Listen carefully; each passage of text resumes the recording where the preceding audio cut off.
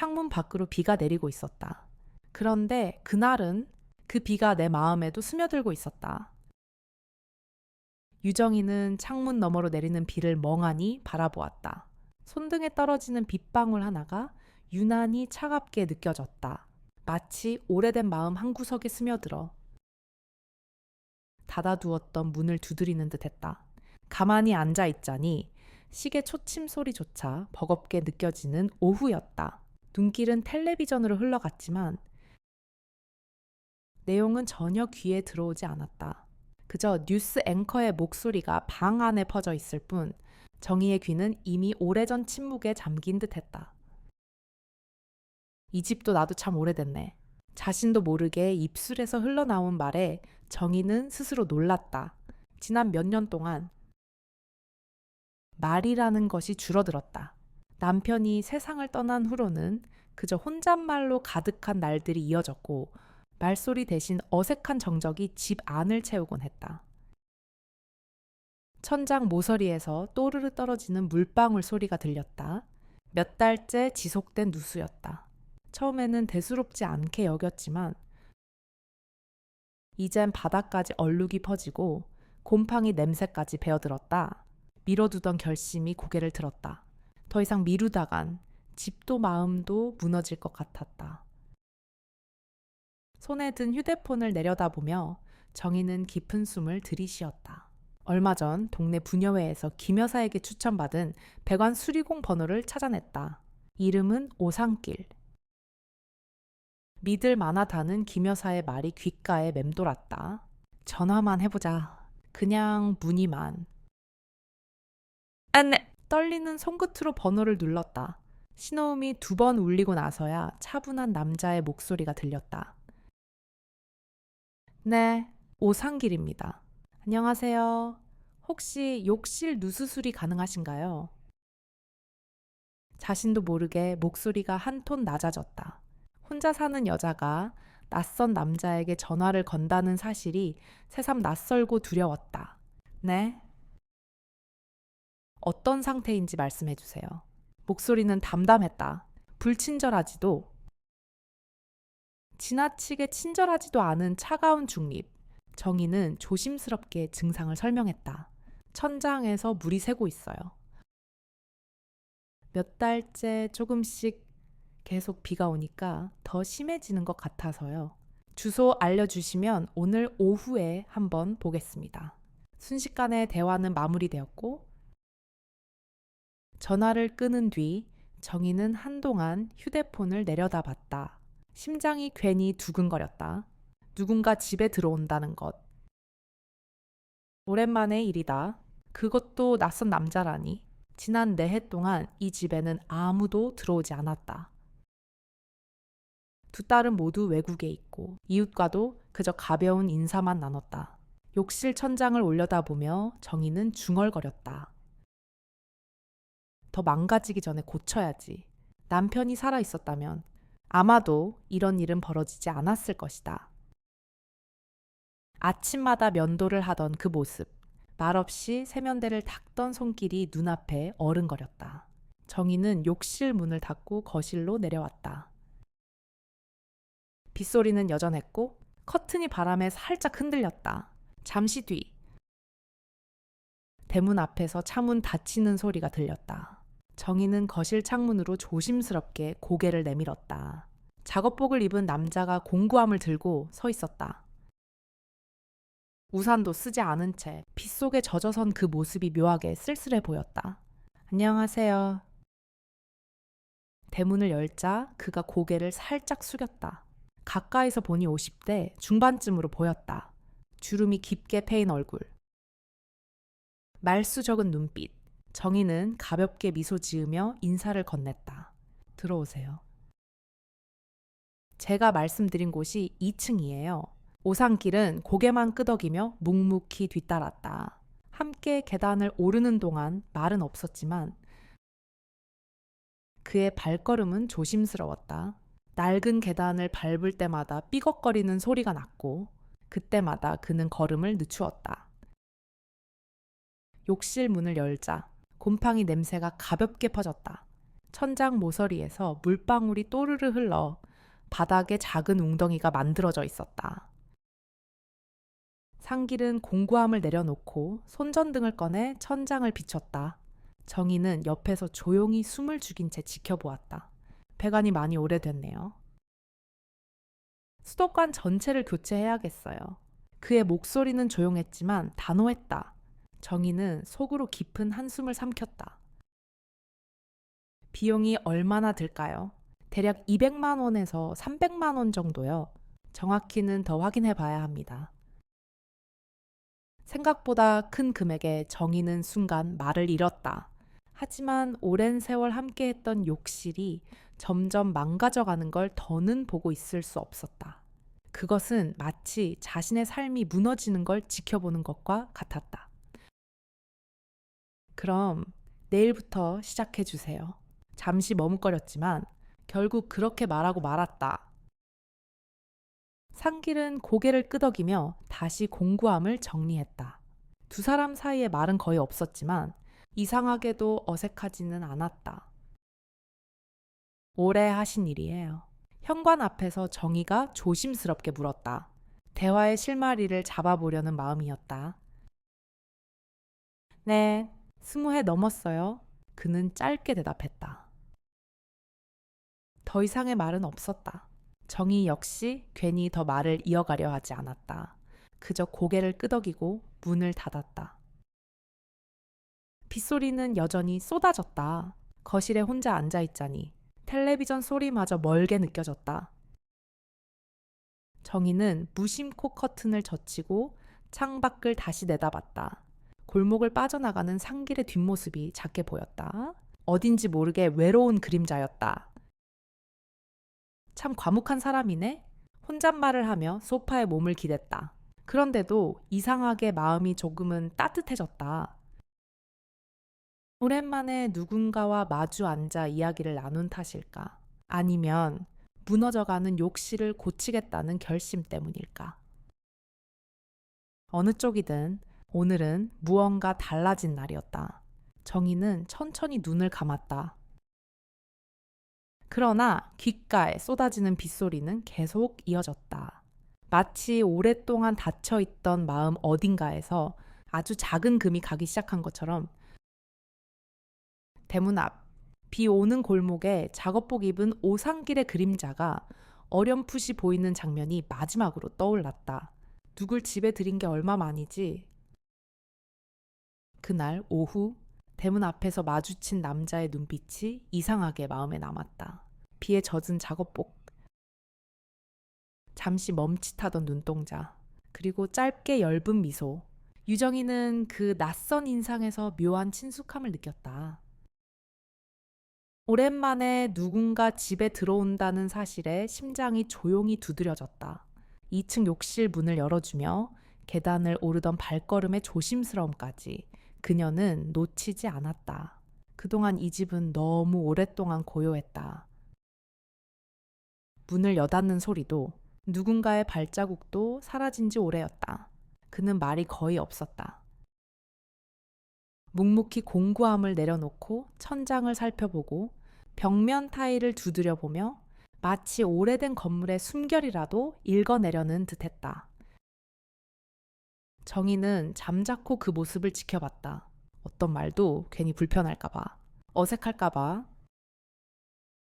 차마 입을 떼지 못했다. 작업을 마친 그는 천장을 가리키며 낮고 조용한 목소리로 말했다. 배관이 많이 낡아서 전체 교체가 필요합니다. 생각보다 큰 비용에 정희는 속으로 당황했지만 겉으로는 담담한 표정을 유지하려 애썼다. 한동안 말을 잇지 못하고 고개만 끄덕이다가 문득 그에게 물었다. 혹시 일 오래 하셨어요? 그는 짧게 웃지도 않고 20해 넘었습니다. 라고만 답했다. 그 말투에서 이상하게 마음이 편안해졌다. 불필요한 친절도 부담스러운 관심도 없었다. 그저 자신의 일을 묵묵히 해내는 사람이라는 느낌이 들었다.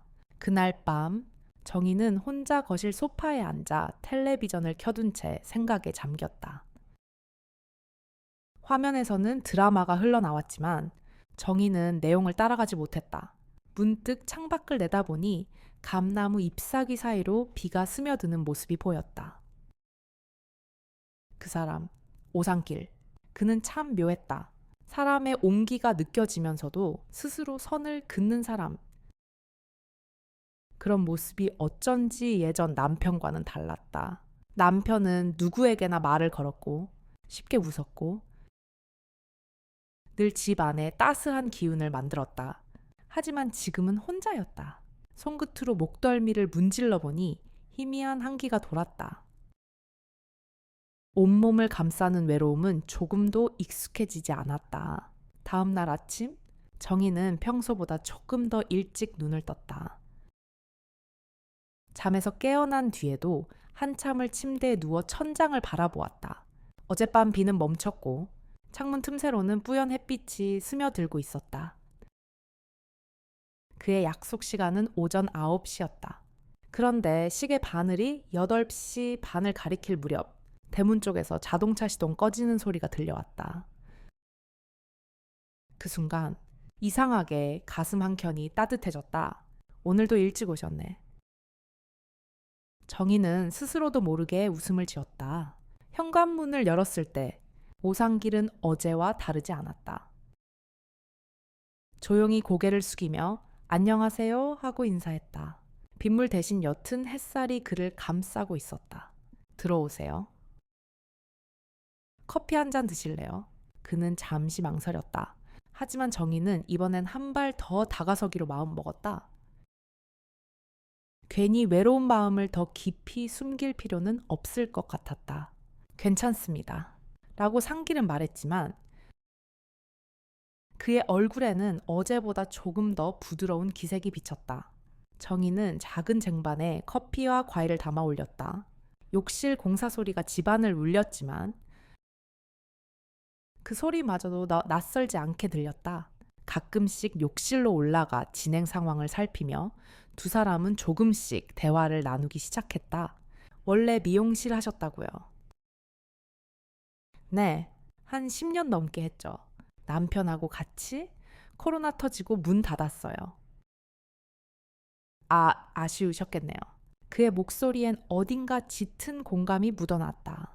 순간 정희는 묻지 않았던 질문이 떠올랐다. 상길 씨는 혼자세요? 그는 손에 묻은 먼지를 닦으며 고개를 숙였다. 네? 어머니랑 살았는데 요즘 많이 편찮으세요. 그 짧은 대화 속에 오래된 외로움이 고스란히 담겨 있었다. 서로를 들여다보며 정희도 알 수 없는 안도감을 느꼈다. 자신만 외로운 게 아니었다. 나이 들어가는 사람들의 고독은 그렇게 조용히 겹쳐져 있었다. 점심시간이 다가오자 정희는 된장국에 밥을 지어 상기를 불렀다. 그는 잠시 망설이다가 정중히 고개를 숙이고 식탁에 앉았다. 드세요. 별건 없어요. 그는 두 손으로 그릇을 감싸며 작게 웃었다. 맛있겠네요. 감사합니다. 두 사람은 함께 국물을 떠먹으며 짧은 대화를 나누었다. 한마디 한마디가 느리고 조심스러웠지만 그 사이의 고요함이 나쁘지 않았다. 가족이 있어도 멀리 있으면 결국 혼자나 마찬가지죠.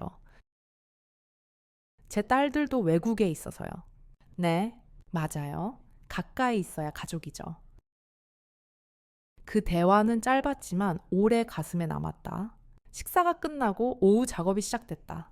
정희는 간간히 욕실로 올라가 상태를 확인했고 상길은 묵묵히 손놀림을 이어갔다. 그러던 중 갑자기 욕실 안에서 물이 터지는 소리가 들렸다. 어머, 어떻게 해요? 정희가 놀라 소리쳤다. 상길은 당황하지 않고 재빨리 밸브를 잠그었다. 그러나 욕실 바닥은 순식간에 물바다가 되어버렸다. 괜찮습니다. 금방 처리할게요. 그는 침착하게 말했고 두 사람은 함께 걸레로 물을 닦기 시작했다. 땀이 배어나고 옷은 젖어들었지만 어느새 둘 사이엔 웃음이 흘렀다. 옷이 다 젖었네요. 정희가 웃으며 말했다. 상길도 미소를 지으며 고개를 끄덕였다. 이런 일 가끔 있어요. 그 순간 정희는 가슴 한켠이 묘하게 두근거렸다. 작업복 갈아입으세요. 감기 걸리겠어요. 정희는 따뜻한 수건을 건네주었다. 그의 손끝이 살짝 스쳤다. 오래 잊었던 낯선 온기에 잠시 마음이 흔들렸다. 몸이 먼저 반응했다. 오래도록 잊어버린 감각이었다. 그날 저녁 비는 다시 내리기 시작했다. 정희는 창문을 닫고 욕실을 다시 한번 둘러보았다. 물기 없이 마른 바닥, 반짝이는 새 타일. 그런데도 이상하게 마음이 허전했다. 욕실은 고쳐졌지만 마음은 아직도 고쳐지지 않은 채였다. 어느새 밤이 깊어갔다. 빗소리가 창문을 두드리는 가운데 정희는 멍하니 중얼거렸다. 이 사람 어쩐지 믿고 싶네. 이른 아침 된장국 냄새가 퍼지는 부엌에서 유정이는 멍하니 창밖으로 내리는 비를 바라보고 있었다. 손에는 국자를 들고 있었지만 마음은 다른 곳에 있었다. 머릿속에는 어제의 짧은 대화가 자꾸 맴돌았다. 오상길이라는 남자. 그의 조용한 눈빛과 가까이 있어야 가족이죠라고 했던 말. 듣는 순간은 스쳐 지나갔지만 그 말이 마음속에 자꾸 남았다. 주전자에서 김이 피어오르듯. 오랫동안 가라앉아 있던 정희의 마음 한구석이 어렴풋이 데워지기 시작했다. 남편이 떠난 뒤 단 한 번도 누군가와 이런 평범한 대화를 나눈 적이 없었다. 누구의 안부를 묻거나 자신의 외로움을 가볍게 털어놓거나 그래서 어제의 시간이 낯설었고 그래서 자꾸 떠올랐다. 시계는 아직 9시가 채 되지 않았는데 창밖 골목길 어귀에 검은색 승합차가 멈춰서는 것이 보였다. 정희는 순간 놀라서 커튼을 조금 젖혔다. 역시나 오상길이었다. 약속보다 10분은 일찍 도착한 그는 작업복을 단정히 입고 고개를 살짝 숙이며 대문 앞에 섰다. 문을 열자 그는 짧게 인사했다. 안녕하세요. 오늘도 고생 많으십니다. 정희는 미소를 지으며 말했다. 들어오세요. 커피 한 잔 드릴까요? 잠시 망설이던 상길은 이번엔 조용히 고개를 끄덕였다. 그럼 감사합니다. 그 짧은 동의에 정희는 왠지 모르게 가슴이 따뜻해졌다. 아무것도 아닌 평범한 순간이었지만 누군가가 자신의 집에 발을 들이고 자신의 커피를 받아준다는 것만으로도 무언가가 조금씩 바뀌는 기분이었다. 부엌 테이블에 마주 앉아 커피 잔을 앞에 둔 두 사람은 처음보다 조금은 편안해진 분위기 속에 앉아 있었다. 여전히 말은 적었지만 침묵은 더 이상 어색하지 않았다. 오히려 고요한 음악처럼 부드럽게 흘렀다. 따님들은 잘 계세요? 상길이 먼저 물었다. 정희는 놀라며 웃었다. 네, 미국에 있어요. 자주 보진 못해요. 영상통화만 가끔. 그렇군요. 혼자 지내시려면 불편하실 텐데요. 불편하죠. 익숙해져서 괜찮은 척하는 거지. 뭐. 정희의 말에 상길은 살짝 미소를 지었다. 그 웃음은 짧았지만 따뜻함이 묻어 있었다. 정희도 따라 웃었다. 그렇게 두 사람은 잠시 눈을 마주쳤다. 오래된 거울처럼. 서로의 외로움이 비춰졌다. 공사가 계속되면서 점심시간이 가까워졌다. 정희는 미리 준비해둔 재료로 된장국을 끓였다. 호박과 두부가 보글보글 끓어오르고 쌀밥 냄새가 집 안에 퍼졌다. 따뜻한 국물 한 모금이 간절했던 건 상길도 마찬가지였다. 같이 드시죠. 혼자 먹기 좀 그래서요. 상길은 이번에도 잠시 주춤했지만 고개를 끄덕였다. 감사합니다. 잘 먹겠습니다. 식탁에 마주 앉아 국물을 떠먹으며 두 사람은 조금 더 많은 이야기를 나눴다. 목소리는 여전히 조용했고, 대화는 천천히 흘렀지만 분명히 마음속에서는 한 걸음 더 가까워지고 있었다. 어머니께서 많이 편찮으시다면서요. 정희가 조심스레 물었다. 상길은 국을 뜨던 숟가락을 잠시 멈췄다.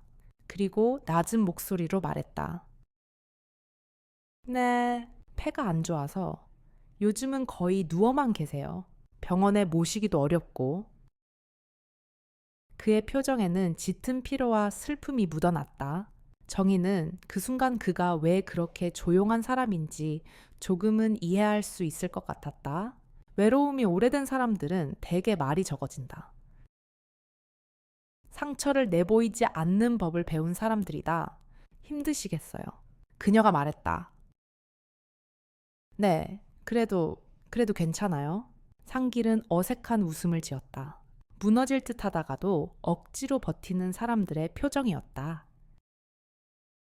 그 대화 이후로 둘 사이의 공기는 한결 부드러워졌다. 시간이 흘러 오후 작업에 몰두하던 중 예상치 못한 일이 벌어졌다. 배관 연결 부위에서 갑자기 물이 터져 나온 것이다. 어머, 정희가 놀라 외쳤다. 상길은 당황하지 않고 재빨리 밸브를 잠갔다. 그러나 욕실 바닥은 이미 물바다가 되어버렸다. 정희는 급히 걸레를 꺼내왔고 두 사람은 함께 바닥을 닦았다. 젖은 물기 속에서 얼굴과 손이 흠뻑 젖어갔다. 이런 일 자주 있나요? 정희가 웃으며 물었다. 상길도 드물게 웃음을 보였다.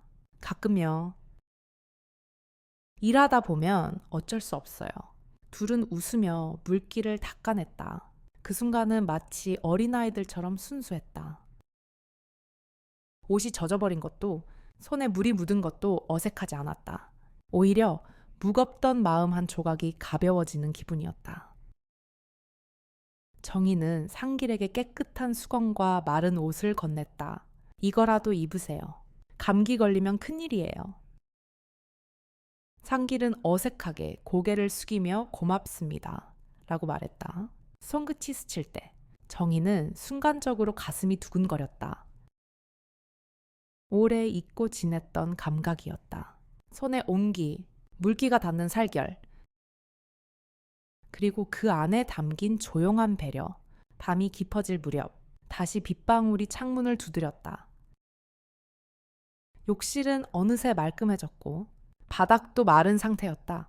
그러나 정희의 마음 한구석은 여전히 출렁이고 있었다. 그녀는 거실 소파에 앉아 가만히 중얼거렸다. 오늘은 이상하게 마음이 따뜻하네. 그녀의 시선은 텔레비전 화면을 넘어 창밖으로 향했다. 빗소리가 귓가에 스며들었고 마음속에도 잔잔한 물결이 퍼져갔다. 갑작스럽게 찾아온 작은 온기가 가슴속 깊은 곳을 두드리고 있었다. 그러나 그 순간 욕실 천장에서 또르르 떨어지는 작은 물방울 소리가 다시 들렸다. 정희는 천천히 고개를 들었다. 무엇인가 아직 끝나지 않은 듯한 기분이 그녀를 덮쳤다. 어두운 거실에 촛불 하나가 흔들리며 벽에 두 사람의 그림자를 길게 드리웠다. 유정이는 오랜만에 가슴속까지 따뜻해지는 느낌에 잠시 숨을 멈췄다. 바람에 흔들리는 불꽃을 바라보며 이렇게 누군가와 조용히 마주 앉아 국을 나누는 일이 얼마나 오랫동안 없었던가 생각했다. 멸치국의 김이 퍼지면서 실내는 아늑한 온기로 감싸졌다. 정전으로 인해 갑자기 멈춰버린 세상 속에서 유일하게 살아 숨쉬는 건 서로의 숨결과 조용한 대화뿐이었다. 정말 죄송해요. 괜히 전기까지 나가게 해서 상길은 촛불을 손으로 가만히 가리키며 말했다. 아니에요. 오히려 덕분에 이렇게 촛불도 켜보고 오랜만이에요. 이런 건 정희는 미소를 지으며 국물을 한 숟가락 더 떴다. 따뜻한 국물이 목을 타고 천천히 내려가면서 오래된 허전함이 조금씩 녹아내리는 것 같았다. 두 사람은 한참을 말없이 국물을 떠먹었다. 정희는 문득 손끝에 남은 물기의 차가움을 느꼈다. 비에 젖은 옷이 말을 새도 없이 서로의 뺨과 손이 서서히 데워졌다. 불빛에 비친 상길의 얼굴은 그간 지친 표정이었다. 피곤과 근심이 깊게 새겨진 눈가의 주름에서 그녀는 오랜 시간 쌓여온 외로움을 읽어냈다. 어머니는 좀 어떠세요? 조심스럽게 정희가 입을 열었다. 상길은 고개를 툭 떨구었다. 요즘은 많이 나빠지셨어요. 폐암인데 제가 일 때문에 자주 못 가보니까 마음이 늘 걸려요. 그 목소리는 잠겨 있었다. 어머니라는 단어가 입에 걸릴 때마다 그의 눈빛이 흐려졌다. 정희는 말없이 국물 위로 시선을 떨어뜨렸다. 한동안 아무도 내게 이런 이야기를 털어놓은 적이 없었다. 나 역시 누구에게도 내 고독을 꺼낸 적이 없었다. 힘드시겠어요. 정희의 목소리는 낮고 조용했다. 손끝이 촛불의 미열에 닿으며 조금씩 떨렸다. 그래도 어떻게든 살아야죠. 어머니 앞에서는 괜찮은 척 해야 하고요. 상길은 씁쓸하게 웃었다. 그 웃음은 힘없이 흩어졌다. 정희는 본능적으로 그의 손등에 가만히 손을 얹었다. 따뜻한 온기가 순간적으로 퍼졌다. 아주 잠깐 멈추었다가 상길의 눈빛이 바닥에서 천천히 그녀를 향해 올랐다. 괜찮아요. 진짜 괜찮아요. 어머니도 아마 아드님이 이렇게 일 열심히 사는 거 다 아실 거예요. 정희는 천천히 말을 건넸다.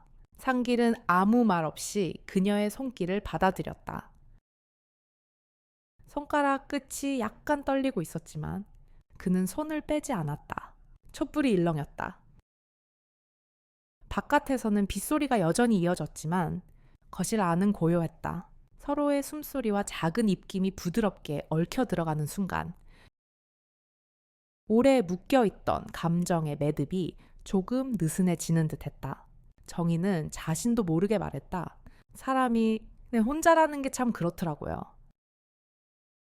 익숙해지긴 하는데 괜찮아지진 않아요. 그 말에 상길은 천천히 고개를 끄덕였다. 네, 맞아요.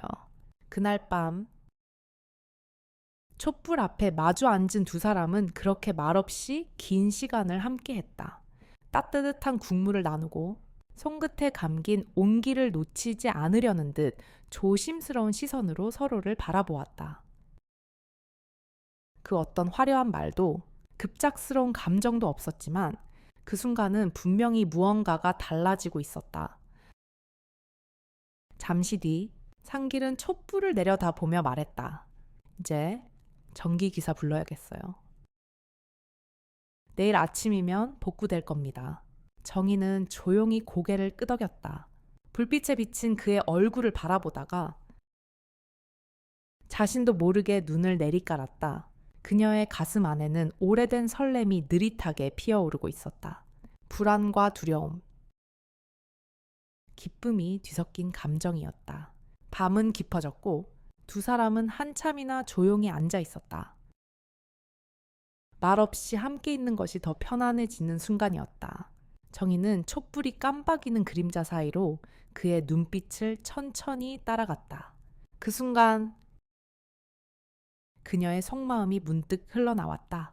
나 이렇게 누군가랑 마주 앉은 게 참 오래됐네요. 상길은 고개를 들어 그녀를 바라보았다. 입술이 잠시 움직이다 멈췄다. 그리고는 처음으로 조금 더 길게 웃었다. 희미하고 조심스럽지만 분명 따뜻한 웃음이었다. 그 미소에 정희의 가슴이 이상하게 저릿해졌다. 그건 분명 사랑의 설렘과는 다른 것이었다. 오랜 시간 스스로를 버티게 했던 고독과 고요. 그 모든 시간을 지나 비로소 다시 만난 사람이라는 존재에 대한 설렘이었다. 창밖의 비는 잦아들지 않았다. 촛불도 여전히 흔들리고 있었다. 그러나 두 사람의 마음에는 작은 평온이 내려앉았다. 정희는 조용히 숨을 들이마시고 멀어지지 않도록 그의 손을 살짝 더 감쌌다. 잠시 뒤 바깥에서 천둥이 멀리서 울려 퍼졌다. 그 소리에 정희는 천천히 고개를 돌려 창문을 바라보았다. 바람에 흔들리는 커튼 너머 희미한 가로등 불빛만이 조용히 번지고 있었다. 창문을 타고 흐르는 물줄기가 길게 번지고 있었다. 그 얼룩은 마치 아직도 고쳐지지 않은 마음의 조각처럼 정희의 시야에 오래도록 남아 흔들렸다. 유정이는 일어나지 않은 새벽의 어둠 속에서 조용히 눈을 떴다. 낯설게도 고요한 집 안, 텔레비전도 꺼진 채였다. 가만히 누워 있자니 창밖에서 들려오는 빗소리가 여전히 귓가를 두드렸다. 방 안가득 퍼진 그 촉촉한 기운 속에서 정희는 다시 어젯밤을 떠올렸다. 촛불 아래에서 나눈 조용한 대화, 그의 손등에 닿았던 미묘한 온기, 그리고 스스로도 모르게 터져 나온 오래된 외로움, 몸을 일으켜 주방으로 걸어가니 찬장 위에 놓아둔 꽃무늬 컵이 눈에 들어왔다. 그 속에는 어제 마시다 남긴 커피 자국이 말라 있었다. 정희는 그걸 천천히 씻으며 혼잣말처럼 웃었다. 참 별일이야? 이런 감정도 다시 느끼네. 욕실로 올라가 보니 어제 말끔히 청소해둔 타일 위로도 여전히 잔물기가 남아 있었다. 정희는 복구되지 않았고 욕실 천장 얼룩은 여전했다. 한 손으로 벽을 짚은 채 천천히 숨을 내쉰 정희는 문득 불안한 기분에 사로잡혔다. 너무 오랜만에 누군가를 받아들인 탓일까? 마음 한켠에는 묘한 두려움이 스멀스멀 피어오르고 있었다. 시간은 금방 흘러 오전 9시가 가까워졌다. 그런데 이상하게도 평소보다 일찍 오는 오상길의 발걸음이 들리지 않았다. 창가에 서서 골목길을 바라봐도 차 한 대 지나가지 않았다. 시계 바늘이 10시를 넘어가고도 아무런 연락도 인기척도 없었다. 정희는 점점 마음이 불안해졌다. 혹시 무슨 일이 생긴 건 아닐까? 휴대폰을 들어 그에게 전화를 걸어봤지만 연결되지 않았다. 신호음조차 없이 꺼져 있는 상태였다. 문자를 보내도 답이 없었다. 평소 과묵하고 조용했던 그지만 이런 식으로 아무 말 없이 사라질 사람은 아니라고 생각했다. 거실 한가운데 멍하니 앉아있는 자신을 발견하고는 정희는 차분히 숨을 고르려 애썼다. 그러나 마음속 불길한 기운은 쉽게 가라앉지 않았다. 혹시라도 아주 작은 가능성이라도 지난 며칠간 믿고 열어준 마음이 잘못된 선택이었을까 하는 생각이 스쳤다. 그녀는 갑자기 안방 화장대 앞으로 다가갔다. 서랍을 열고 조심스럽게 귀금속 상자를 확인했다. 결혼 반지와 작은 금목걸이, 어릴 적 딸들이 선물했던 귀걸이까지 모두 있던 자리였다. 그런데 서랍 안은 텅 비어 있었다. 정희는 서랍을 다시 열어보고 닫고 또 열어보았다. 아무리 눈을 비벼도 없던 물건이 갑자기 튀어나올 리 없었다. 몇 번이고 확인했지만 분명히 사라져 있었다. 손이 떨리기 시작했다. 그녀는 순식간에 온몸에 서늘한 한기가 퍼지는 걸 느꼈다. 혹시 그가 믿고 싶지 않은 상상이 고개를 들었다. 지난 며칠 함께 나눈 따뜻했던 순간들이 갑자기 낯설어졌다. 웃었던 표정, 젖은 작업복, 촛불 앞에서의 말들 모두 연극이었던 걸까? 아니야. 설마 그럴 리가 없지. 정희는 스스로를 다독이며 머리를 흔들었다. 그러나 손끝은 멈추지 않고 떨렸다. 그 순간 머릿속을 스치는 기억. 욕실 배관을 확인한다고 안방 욕실에 들어갔던 상길의 모습. 화장대 앞을 스쳐 지나가던 그 순간이 선명하게 떠올랐다. 정희는 입술을 꽉 깨물었다. 믿지 않으려 했던 상상이 점점 더 선명해졌다. 결국 그녀는 손에 휴대폰을 꼭 쥐고 김 여사에게 전화를 걸었다. 언니, 나 그 수리공 있잖아. 혹시 그 사람에 대해 더 알아? 왜? 무슨 일 있어? 정희는 떨리는 목소리로 말했다. 반지랑 귀걸이가 없어졌어. 며칠 전에 본 건 확실한데 지금 아무리 찾아도 없고 그 사람은 연락도 안 돼. 김 여사의 목소리가 확 달라졌다. 어머, 세상에 요즘 혼자 사는 여자들, 노리는 사람들 진짜 많아. 뉴스에도 나왔잖아. 설마 진짜 그랬을까? 정희는 몸이 굳어버린 것 같았다. 심장이 빠르게 뛰었고 손끝까지 피가 쏠렸다. 따뜻했던 장면들, 국을 나누던 시간들, 그 손길마저도 다 거짓이었을까? 부끄러움과 분노, 배신감이 한꺼번에 밀려들었다. 그녀는 결심하듯 자리에서 일어났다.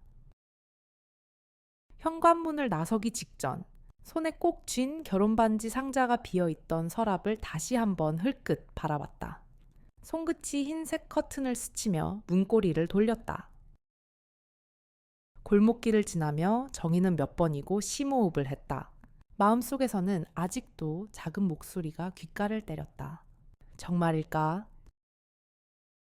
혹시 아닐 수도 아니야. 이건 아니야. 하지만 그녀의 발걸음은 멈추지 않았다. 이대로 가만히 있을 수 없었다.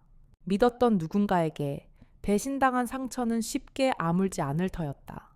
그렇게 발걸음을 옮긴 끝에 도착한 곳은 경찰서 앞. 유리문 앞에 서서 그녀는 한동안 움직이지 못했다. 문턱을 넘기만 하면 모든 것이 현실이 될 것 같았다. 그녀의 가슴은 먹먹했고 손은 떨렸다. 심호흡을 크게 한번 내쉰 순간 휴대폰이 갑자기 울렸다. 진동이 손끝에 전해지는 그 찰나 정희의 심장이 멈춘 듯했다. 화면에는 낯익은 이름이 떠올라 있었다. 오상길.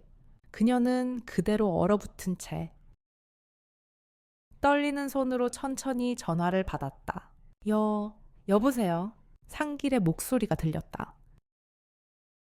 그러나 그 목소리는 분명 어제와 달랐다. 쉰 목소리, 지쳐버린 숨소리. 깊은 슬픔이 배어 있었다. 한 사장님, 정말 죄송합니다. 어머니가 갑자기 돌아가셨어요. 그의 목소리가 귓가에 울리며 정희는 그대로 얼어붙었다. 손끝이 차가워졌고 가슴 안에 무겁던 것들이 서서히 무너져 내리기 시작했다. 유정이는 전화를 붙든 채 잠시 말을 잃었다. 오상길의 신 목소리가 귓가에 남아 진동처럼 퍼졌다. 그의 말이 사실이라면, 그리고 그 슬픔이 진심이라면 자신이 마음속에서 얼마나 끔찍한 오해를 키워왔는지 순간적으로 깨달았다. 숨을 들이쉬려 했지만 목까지 차오른 미안함과 당혹감에 숨조차 쉬어지지 않았다. 정말 죄송합니다. 갑자기 연락도 못 드리고 장례 치르느라 정신이 없었습니다. 그의 목소리는 맥없이 가라앉아 있었다. 정희는 겨우 말을 뱉어냈다. 아, 그러셨군요. 많이 힘드셨겠어요. 어제의 분노와 서운함이 한순간에 사라지는 듯했다. 오히려 가슴 한복판이 먹먹해져 왔다. 그가 말했다. 오늘 저녁쯤엔 정리될 것 같습니다. 잠깐이라도 얼굴 뵙고 사과드리고 싶습니다. 혹시 시간 괜찮으시면 정희는 주춤거리다. 결국 고개를 끄덕였다. 네, 괜찮아요. 저녁에 봬요. 통화를 마친 뒤 정희는 경찰서 앞 벤치에 앉아 오래도록 움직이지 않았다. 자신의 오해와 성급함, 그리고 그 안에 깃든 고독과 상처가 가슴을 짓눌렀다. 지난 며칠의 따뜻했던 순간들이 얼마나 소중했던가. 그것을 무너뜨린 건 결국 자신의 두려움과 불신이었다. 해가 기울어가는 늦은 오후, 정희는 약속한 대로 남산 순환길 작은 벤치에 앉아 있었다. 가을빛이 스며든 공원은 조용했고 낙엽은 천천히 떨어져 내렸다. 멀리서 검은색 정장을 입은 오상길이 천천히 걸어오는 모습이 보였다. 손에는 아무것도 들지 않은 채 공허한 얼굴로 다가왔다. 가까이 다가온 그의 모습은 확연히 달라져 있었다. 수척해진 얼굴, 충혈된 눈, 그리고 잔뜩 야위어버린 손가락. 정희는 그를 보자마자 숨이 멎는 것 같았다. 그의 슬픔은 가짜가 아니었다. 정말 고생 많으셨어요. 정희는 조심스럽게 말했다. 상길은 가볍게 고개를 숙였다. 목소리는 거의 들리지 않았다. 끝까지 잘 보내드렸어요. 그래도 아직 실감이 안 나네요. 두 사람은 나란히 벤치에 앉아 아무 말 없이 강을 바라보았다. 말이 없어도 괜찮았다. 공기 속에 잔잔한 슬픔과 위로가 자연스럽게 스며들고 있었다. 잠시 후 정희는 조심스럽게 입을 열었다. 사실 조금 오해했었어요. 갑자기 연락이 안 되셔서, 그리고 집에서 물건이 좀 안 보여서 상길은 천천히 고개를 돌려 그녀를 바라보았다. 순간 그의 눈빛에 슬픔과 당황이 섞여 지나갔다. 무슨 일이 있었나요? 정희는 얼굴을 붉히며 고개를 숙였다. 아니에요. 제가 잘못 생각했어요. 다시 찾았어요. 괜히 혼자 괜한 의심을. 그녀의 목소리는 점점 작아졌다. 상길은 미소 비슷한 표정을 지으며 고개를 끄덕였다. 충분히 그러실 수 있었을 거예요. 제가 너무 갑자기 사라져서 죄송합니다. 그의 말투엔 비난도 서운함도 없었다. 오히려 이해와 배려가 배어 있었다. 정희는 그 모습에 다시 한번 가슴이 저릿해졌다. 정말 미안해요. 상처 드릴 뻔했네요. 상길은 고개를 저었다. 괜찮아요. 어머니 장례 치르고 나니까 그런 건 별로 중요하지 않더라고요. 다들 각자 살아가는 게 힘드니까요. 그 짧은 말 속에 담긴 쓸쓸함은 깊었다. 정희는 잠시 숨을 고르고 조심스럽게 손을 뻗었다. 그의 손등 위에 살포시 손을 얹었다. 따뜻함보다는 미세한 떨림이 먼저 느껴졌다. 그 떨림 속엔 상길의 피로와 슬픔, 그리고 아직 지워지지 않은 아픔이 고스란히 담겨 있었다. 어머니도 상길 씨가 얼마나 애썼는지 다 아셨을 거예요. 분명히요. 그 말에 상길은 눈을 감았다. 그의 입술이 살짝 떨렸고 한쪽 눈가가 조금 붉어졌다. 말없이 고개를 끄덕였을 뿐이었다. 그러나 그 안에는 진심이 있었다. 두 사람은 그렇게 한동안 아무 말 없이 앉아 있었다. 해는 점점 기울어가고 가을 저녁 공기는 서늘해졌지만 마음속의 공기는 오히려 조금씩 따뜻해지고 있었다.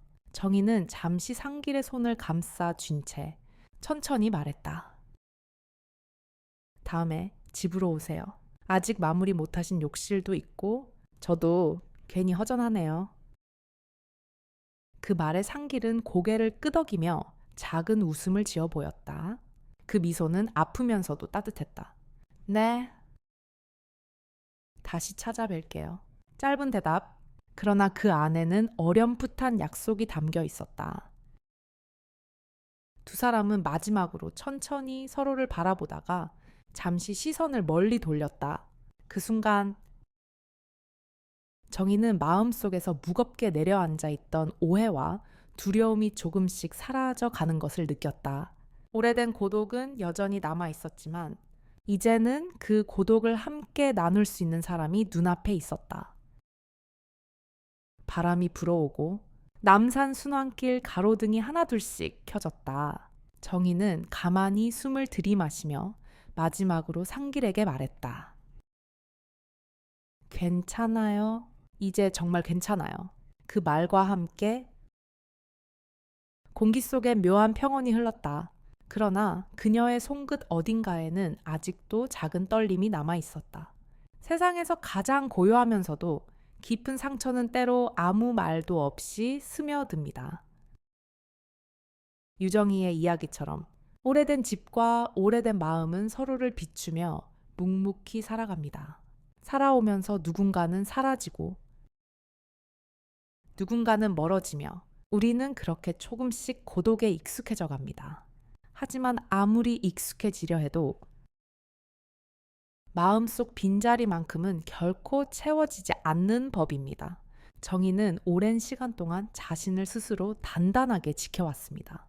어깨 위에 내려앉은 세월의 무게는 말하지 않아도 몸으로 느껴졌고 무심한 듯한 혼잣말은 누군가와 나누고 싶은 마음이 애써 눌려진 흔적이었습니다. 몸도 마음도 천천히 굳어가는 가운데 그녀가 다시금 마음을 열 수 있었던 건 아주 작고 평범한 순간들 덕분이었습니다. 한 잔의 따뜻한 국물, 비에 젖은 작업복, 조용히 건네는 커피 한 잔, 그리고 무엇보다 상대의 이야기에 가만히 귀 기울이는 순간, 이런 사소하고 평범한 일들이 정희의 다친 마음에 서서히 빛을 드리웠습니다. 그리고 우리는 모두 그런 순간들을 통해 다시 살아갈 용기를 얻곤 합니다. 몸의 작은 신호는 말보다 먼저 변화를 알려줍니다. 정희가 욕실 천장에 맺힌 물방울을 오래도록 바라보던 것처럼 우리 몸과 마음 역시 어딘가에서 조용히 금이 가기 시작할 때가 있습니다. 가끔은 피곤함이 지나치게 오래가고 가끔은 가슴이 이유 없이 먹먹해질 때도 있습니다. 그럴 때일수록 우리는 잠시 멈추어 스스로를 돌아보고 가장 가까운 사람들과 손을 잡아야 합니다. 건강이 무너지는 순간은 언제나 조용히 찾아옵니다. 그러나 회복도 마찬가지입니다. 거창한 변화나 큰 결단이 아닌 조용한 관심과 사소한 습관, 그리고 따뜻한 마음이야말로 우리를 다시 일으키는 진짜 힘이 되어줍니다. 정희와 상길이 서로의 고독과 상처를 가만히 들여다보며 결국 다시 문을 열 수 있었던 것처럼 우리 모두는 상처를 가졌기에 더 따뜻해질 수 있습니다. 우리가 살아가는 날들 속엔 크고 작은 외로움이 언제나 함께하지만 한 사람의 작은 손길과 따뜻한 말 한마디는 상처난 마음을 어루만지고 때로는 삶의 방향까지 바꾸어 놓기도 합니다. 건강도 사랑도 관계도 모두 그러합니다. 무너지는 건 순식간이지만 다시 쌓아올리는 건 느리고 조심스러우며 무엇보다 부드러워야 합니다. 우리는 모두 상처를 가진 채 살아갑니다. 때로는 누군가를 의심하고 때로는 누군가를 밀어내며 또 때로는 스스로를 잊어버립니다. 그러나 그것이 삶입니다. 실수도 오해도 불안도 모두 삶의 일부입니다. 중요한 건 그 안에서 멈춰 서지 않는 것입니다. 누군가의 손을 다시 잡아보는 것, 스스로의 몸과 마음에 다시 귀를 기울여 보는 것, 그리고 하루하루를 조금 더 따뜻하게 살아보는 것입니다. 정희가 오상길의 손등을 조심스레 잡았던 그 순간처럼 우리 모두는 스스로의 고독과 상처에 조심스럽게 손을 내밀어야 합니다. 비록 작은 움직임일지라도 그것이 진정한 회복의 시작이 될 수 있습니다. 인생의 끝자락이라고 해서 사랑도 설렘도 변화도 멀어진 건 아닙니다. 오히려 나이가 들수록 더 조용하고 깊은 방식으로 마음은 살아 숨쉽니다. 그리고 우리는 그 조용한 심장의 소리에 조금 더 귀를 기울여야 합니다. 누구나 몸과 마음이 아플 수 있습니다. 누구나 혼자라 느끼고 누구나 상처받을 수 있습니다. 그러나 그것이 끝이 아니라는 걸 잊지 않아야 합니다. 몸의 작은 신호 하나하나에 귀 기울이고 마음의 떨림 하나하나를 소중히 받아들이는 것, 그것이 진짜 회복입니다. 삶은 늘 작고 평범한 순간들로 채워집니다. 아무것도 아닌 듯한 하루가 쌓여서 결국 우리의 인생이 됩니다. 건강도 사랑도 그렇게 쌓입니다. 오늘 이 이야기가 우리 모두의 마음 어딘가에 작은 울림이 되었기를 바랍니다. 누군가와 따뜻한 국물을 나누는 그 사소한 순간처럼, 누군가의 말 한마디에 다시 웃을 수 있는 순간처럼 우리도 조금 더 따뜻하게 살아갈 수 있습니다. 조금은 느리게 걸어가도 괜찮습니다. 서로의 상처를 천천히 알아가고 천천히 회복하고 천천히 사랑할 수 있다면 그것이 인생의 가장 큰 선물일지도 모릅니다. 때로는 눈물도, 때로는 침묵도, 때로는 오해조차도 모두 필요한 과정일 것입니다. 그것들을 지나야 우리는 더 단단해지고 더 따뜻해지며 더 넓은 마음으로 세상을 바라볼 수 있습니다. 인생의 진짜 아름다움은 완벽함에 있지 않습니다. 오히려 그 틈과 상처, 그리고 그걸 안고 살아가는 사람들의 미소에 있습니다. 어떤 순간에도 삶은 계속되고 어떤 고독에도 우리는 다시 일어설 수 있습니다. 그것이 인생의 가장 조용하지만 강한 진리입니다. 그리고 언젠가 우리가 지나온 모든 시간들이 하나의 따뜻한 기억으로 남게 되기를 바랍니다. 그리하여 누군가가 말할 수 있기를 바랍니다. 그래도 살아봐서 참 다행이야. 끝까지 이야기를 들어주셔서 진심으로 감사합니다. 이렇게 오래 함께 해주신 분들 덕분에 저도 마음이 따뜻해졌습니다. 혹시 이 이야기 속에서 작은 위로나 공감을 느끼셨다면 좋아요와 구독으로 천천히 마음을 표현해 주셔도 좋습니다. 괜찮으시다면 댓글에 숫자 1 하나만 남겨주셔도 괜찮아요. 그저 여러분의 마음이 어디선가 조용히 닿는다면 그걸로 충분히 행복합니다. 오늘도 평안하시고 마음 따뜻한 하루 보내세요.